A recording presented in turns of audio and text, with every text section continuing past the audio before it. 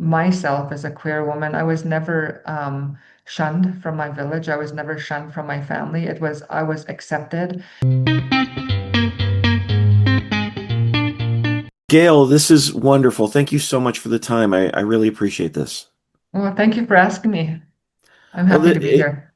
it is lovely to chat with you. Honestly, Bloodlines is just such a beautiful film. Thank you. I'm speaking with Gail Maurice, the director of Bloodlines and star as well. Gail, it's such a wonderful film. Where did it come from? So yeah, it's been with me for a long time. The seed of it originated in Regina in a little lesbian bar, and I saw these beautiful Indigenous women, and I thought, wow, you know, what if I took one home?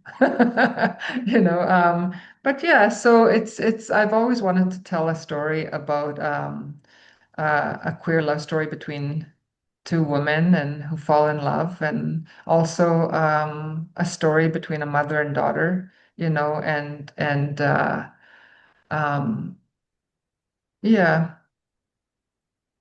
the trials and tribulations of that relationship. So combining the two um, made sense to me. Yeah. Well, I love that about the film. Like this is one of those films that I think relationships really anchor it Hmm. and keep the film feeling somewhat special. And I mean one of the central relationships is this one with mothers and daughters for sure. Hmm. And what was it like working with Dana and what is the greatest challenge of mothers and daughters? Yeah, so initially I was supposed to play the role of Beatrice, Dana Solomon's role. You know, that's how long it took me to make this film. But then as the years passed, I said, okay. And then I wasn't going to play Leonor at the end of the day, but then 2 weeks into before production, we still couldn't find a character that spoke the Michif language that was fluent. And I needed somebody who could ad lib with the grannies who are authentic speakers from my village. But we'll get back to that. But as far as mother-daughter relationships, yeah,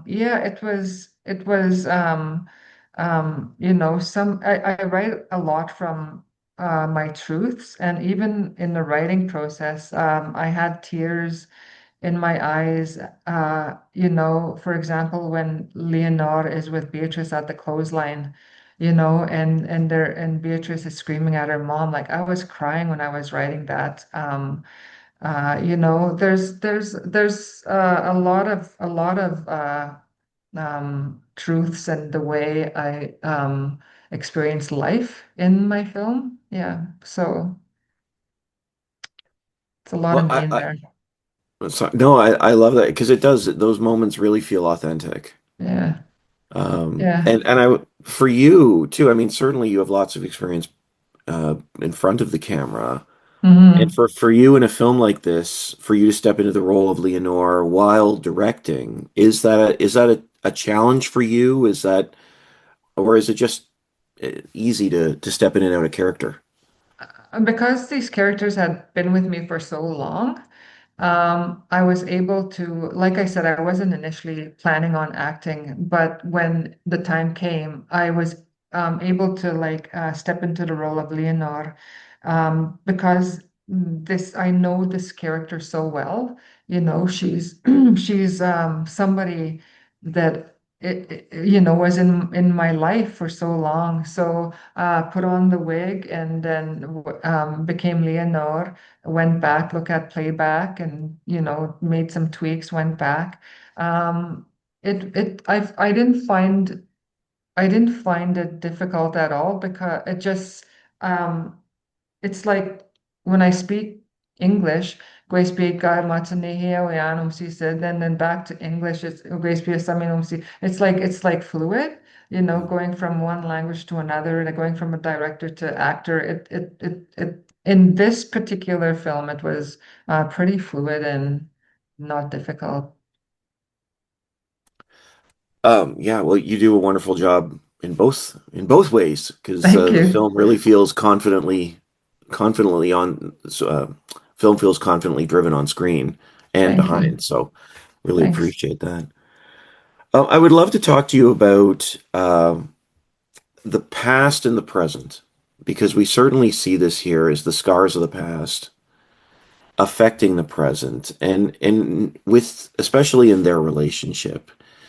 In your mind, what do you think it takes to heal those relationships that have been so hurt from experiences from before? Um, I always write my films with, the topics are heavy, or they can be. They're serious, social, uh, commentaries or whatever. But there's also laughter.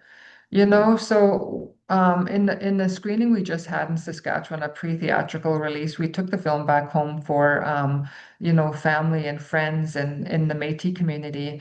And to see how this story resonated with them. And they came up to me afterwards and they were saying, we cried, we laughed, we cried, we laughed. It's so real.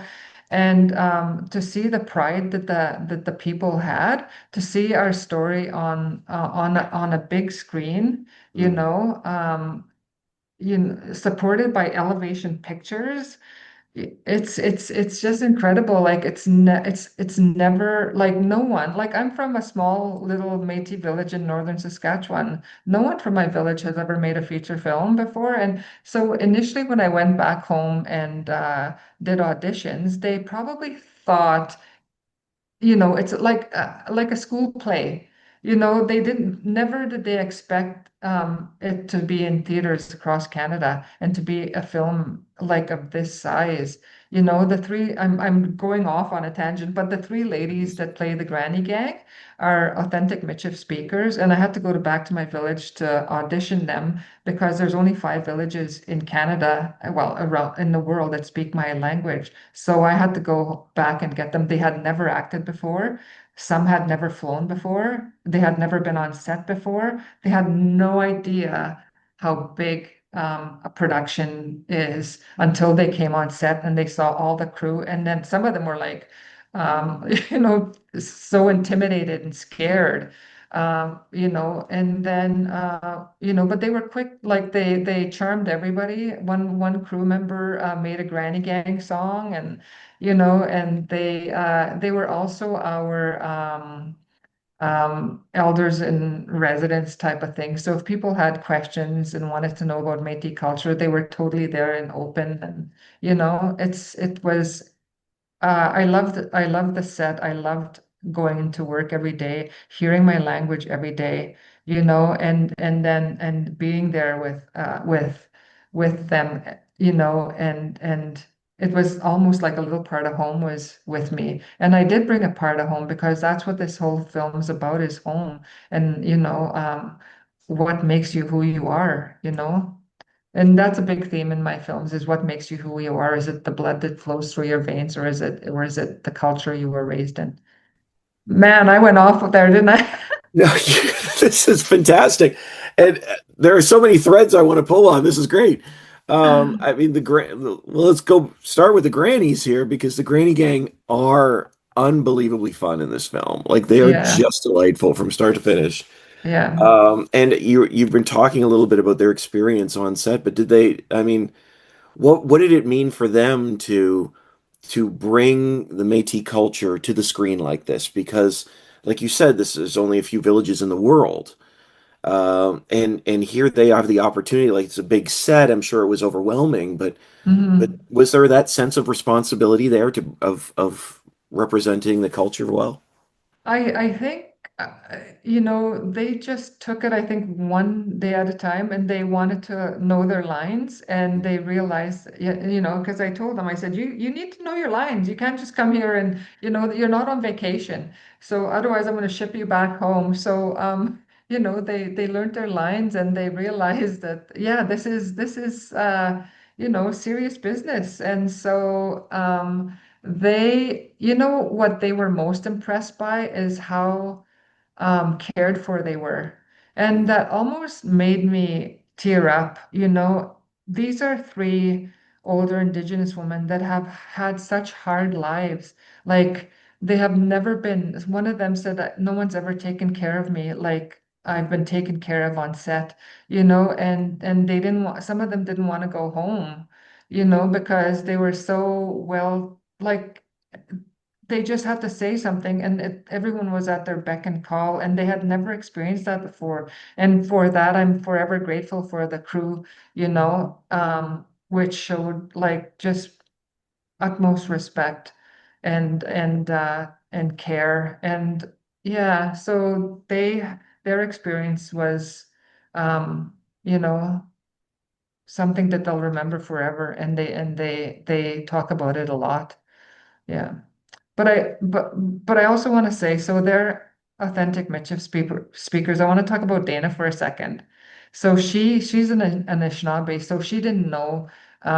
She's not a Michif speaker at all. So she had to learn her lines, and I recorded them. I think about 2 months prior we might have hired her. So I recorded the lines for her. She learned them, and not only that, but the nuances. Like if you Mm. don't know a language, like you have to know when to have inflection, when to have emotion, and she was able to bring that all to the screen, which I'm forever grateful for. It's not an easy thing to do as someone as an actor who's acted in different you know languages before that I didn't understand. Yeah.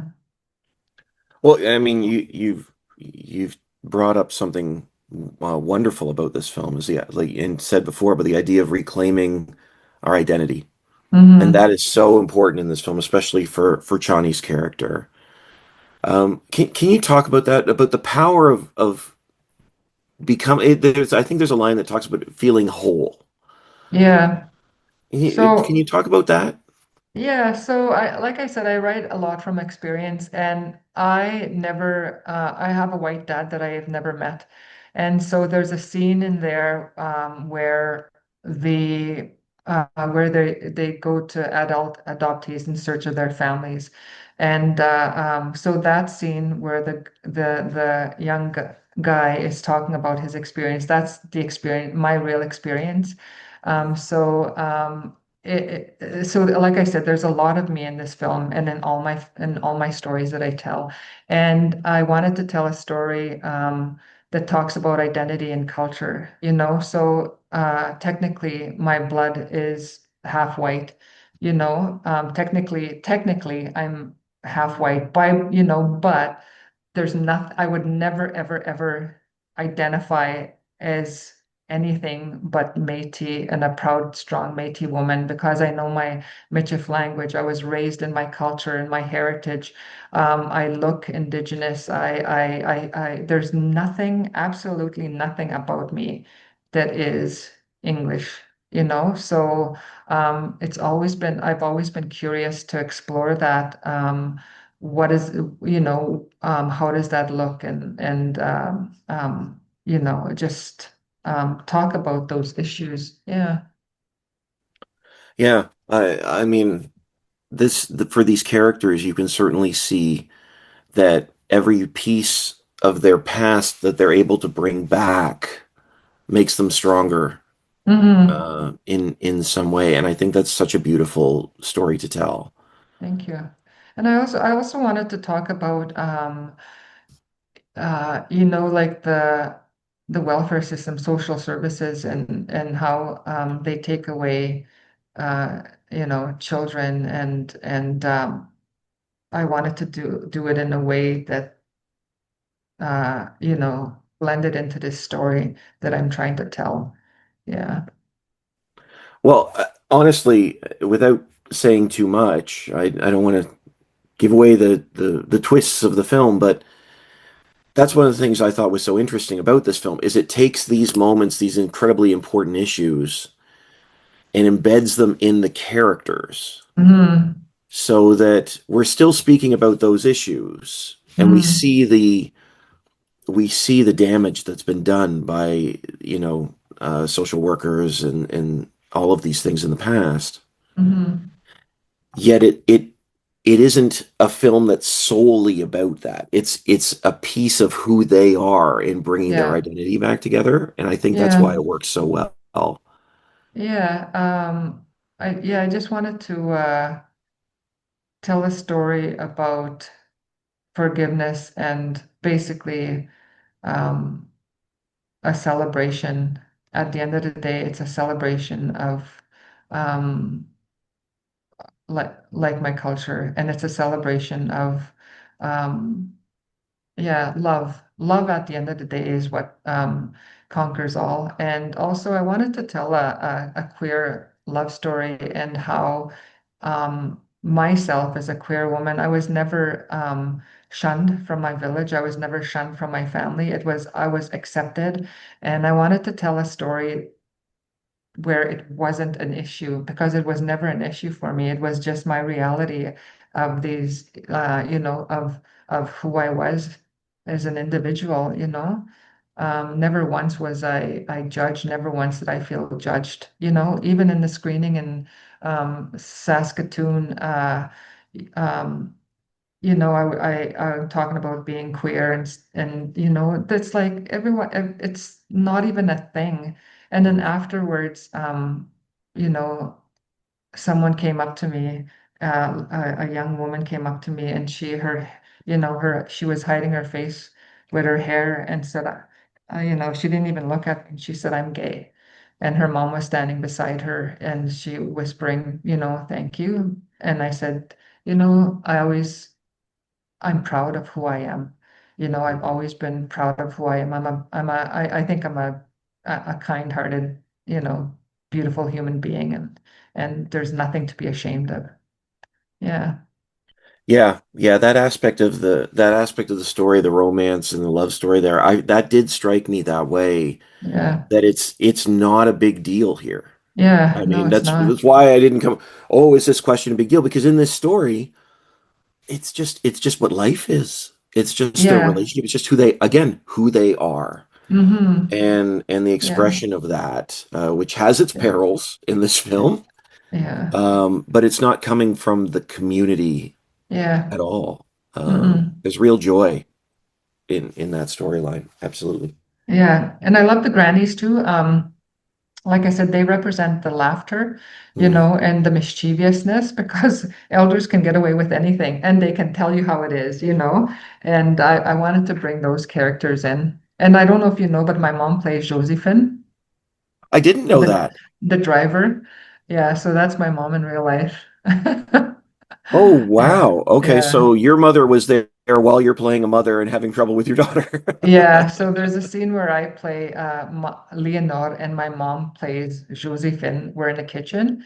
And that scene was when I did that with her, it was, I think, one of the most surreal, most powerful moments, yeah, that I can think about. Like to look at my mom in my mom's eye, me, so mother and daughter playing these two characters, but and saying things like, I wonder my daughter will ever forgive me. And me saying that to my mom, it's like it was, uh, yeah, and kudos to my mom. She stayed in character, but we were looking at each other in each other's eyes, and she was, she was crying and stuff, and in character. So I'm so grateful for her for just being able to do this role. Oh, Yeah, Gail, that's so beautiful. And I'm adds another layer to the film. Honestly, thank yeah. you so much for the time. Thank you. I really appreciate it. Thank, Bloodlines thank, is in theaters on Friday, July 20, or Friday, June 26th, not July 26th, June 26th. yeah. Um, Thank you thank you so so much. much. Absolutely. Have a great And day. you too, and I love your background. Thank you. Thank you. It's my wall of madness, pop I culture love it. madness. I love it. Thanks, Okay. Gail. Bye bye. Thank you so much.